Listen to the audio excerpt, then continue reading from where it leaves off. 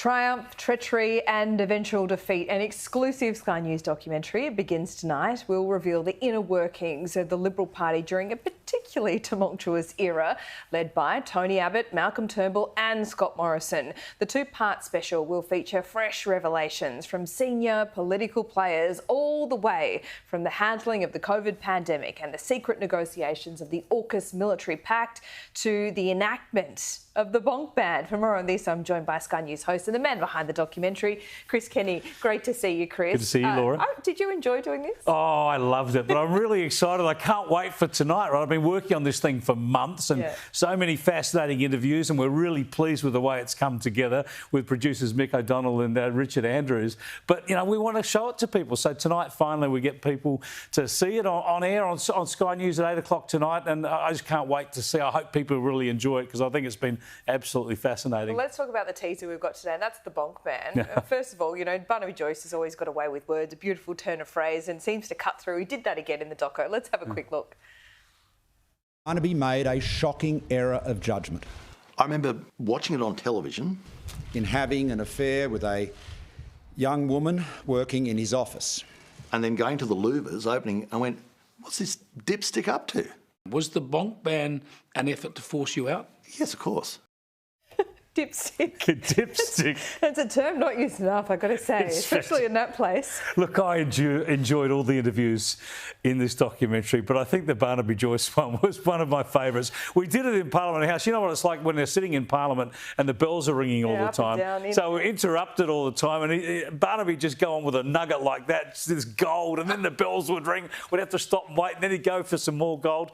He makes the point, though, that he said at the time that he was forced to resign, he told Peter Dutton, he said, well, if they get rid of me, Turnbull will be next. And sure enough, it was only a matter of months before Turnbull himself had lost the leadership. Because Barnaby was so important, being a Conservative leader, to be the Deputy Prime Minister. He helped keep the Conservatives in the Liberal Party and the Nats on board with the Turnbull Prime Ministership, didn't he? And when he was gone, made Turnbull even more vulnerable. Yeah, it was a bromance at the beginning. Remember, he went to New England for the by-election. There were hugs, you know, there were drinks. Yeah, I got to tell you, I asked Barnaby about this. You didn't really get on with Turnbull. It wasn't genuine. Well, no, he says they did when he was initially they got on well, but my memory goes back further, right? When I was Chief of Staff to Malcolm Turnbull when he was opposition leader, it was so tense between those two in our internal meetings over climate change. I remember the weekly sort of leadership meetings at Parliament House. I would make sure that I had sat between Malcolm and Barnaby because I just wanted to try and keep some distance. It got pretty heated. But you're right, in government they worked pretty well together initially, but then of course the bonk ban and all the developments around that saw it fall apart. Kind of fascinating timing, isn't it, for all this to come out now, just the day after Barnaby's wedding. We've got all the pictures to go with it now. Yeah, exactly. A wedding, and they look like a beautiful, happy couple in a bush wedding, and, you know, had the Akubras on. I love all of that. I always found it, you know, it was Barnaby thinks it was designed to get rid of him. And here we are, all these years later, we still have, you know, Scott Morrison, who Barnaby at the time thought that Scott Morrison, his religious views, is the one that pushed that and really pushed Malcolm Turnbull to do it for whatever reason. But, you know, Liberals, power of the individual, small government, staying out of people's lives, and they still got a bonk ban. Yeah, I remember that day quite clearly because it had been a really tough week for the government because of the controversies around Barnaby. But this was Thursday afternoon and they'd got through the last Thursday question time. And I think, well, they got through that messy week and they'll all go off that afternoon. Yeah. So they sort of survived it. But then Malcolm came out that afternoon with the bonk ban. So it said to me very clearly that he wants rid of Barnaby. Yeah. He's announcing this bonk ban because he wants rid of Barnaby, because he could have just let that go and they might have weathered it quite comfortably over the next few days. Yeah, sometimes Turnbull's timing was a bit off, but, you know, timing in politics is everything, absolutely. So who else did you talk to? Where are the Liberals headed? And what of Josh Frydenberg, do you think? Yeah, Josh is one of the former politicians I interviewed, and one of the key questions to him is whether he's going to come back into politics sometime. He says, never say never. Now, I've known Josh a long time. I first worked with him in politics 21 years ago, I suppose. and he's certainly not ruling it out. And my instinct says he'll be back for sure.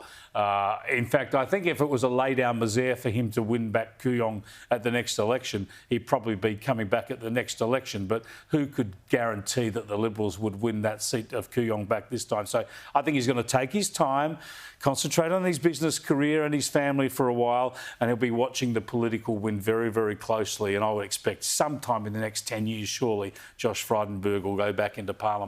All right. Well, you heard it here first, and I don't disagree. He is reacquainted with his kids and his wife. Yeah, and we can all understand that, especially with COVID. He hardly saw them, right? Yeah. So there's an upside to it. There's a silver lining to being out of politics. Of course, he'd rather still be in Parliament, but there is a silver lining for him. And the job's not too shabby either, running a major merchant bank. Yeah. So it's not like it's not going to lighten his load in the pocket. So I reckon he'll take this time. I just don't see that hunger from Josh Frydenberg disappearing, and neither do I see the Liberal Party not wanting him back. I mean, he's obviously a potential leader, a potential Prime Minister, and I think apart from Josh's own ambition, I think the party will want him back in. He was a very good treasurer, and they could see him as a potential Prime Minister in the future. Let me ask you this. Who that you interviewed thinks they can win the next election? The Liberal Party can win the next election with the Nats? Well, and do they believe Peter Dutton can do it? Well, I think they all say that, right? But you've got to make your own judgments about the conviction behind people. In a way, don't you? But I would say this as someone who supported The Voice and didn't like the way Dutton campaigned against it. I think it's helped his leadership. I think the way he ran the no case, along with Jacinta Nampijinpa-Price, really impressed everybody in the Libs and the Nats. And, of course, they were victorious. So I think Peter Dutton has strengthened his leadership through The Voice. And therefore, I think the party sees him as a good, strong campaigner who could deliver for them. And the thing is, with the cost of living, the crisis that Labor's not getting on top of with inflation, the rising cost of living and interest rates, they'll be vulnerable at the next election. And if Peter Dutton can turn some of that negative talent that he showed on The Voice into a negative campaign on the cost of living and electricity prices and energy, then he's going to give it a good shake, I would have thought. I mean, not in the Teal seats, though. I mean, they've given up winning those back. They're out of Sydney, out of suburbs, out of... I think there's some they've got no hope of winning back this time around. But there'll be others they might think they can pick off. John Howard, who I interviewed for this documentary, says that the party would be mad to have a Teal-specific strategy. In other words, don't tailor your strategy and your policies to satisfy the Teal electorates. Go for a broader approach, the normal mainstream electorates, and you'll win them and hopefully get some Teal seats as well. I mean, I look at Allegra Spender in Wentworth.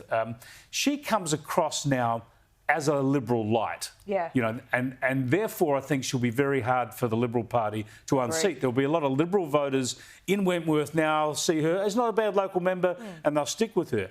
When you look at Monique Ryan and Zoe Daniel in those Melbourne seats, they've shown themselves to be more green left, even on this issue of Israel and Hamas. So there'll be a lot of Liberal voters or swinging voters in those seats who went for them thinking they were Liberal light, can see now that they're very hard green left, and they might be vulnerable. The Liberals might be able to get those seats back this time or next time. Totally agree. You're spot on there. And who would have thought, you know, even 5 years ago that the Liberal Party would be recommending the abolition of Warringah in a redistribution? Too many bad memories now. Yeah. Well, Chris, I'm looking forward to it. Thanks so much. Can't wait to show it tonight, Laura. I'd love to. We need a goggle box show for watching this documentary. So I'm always torn between having some friends around to watch it at home or just sit there with Sunita with a glass of wine. We'll see how we go. Mate. do the second one next time. All right.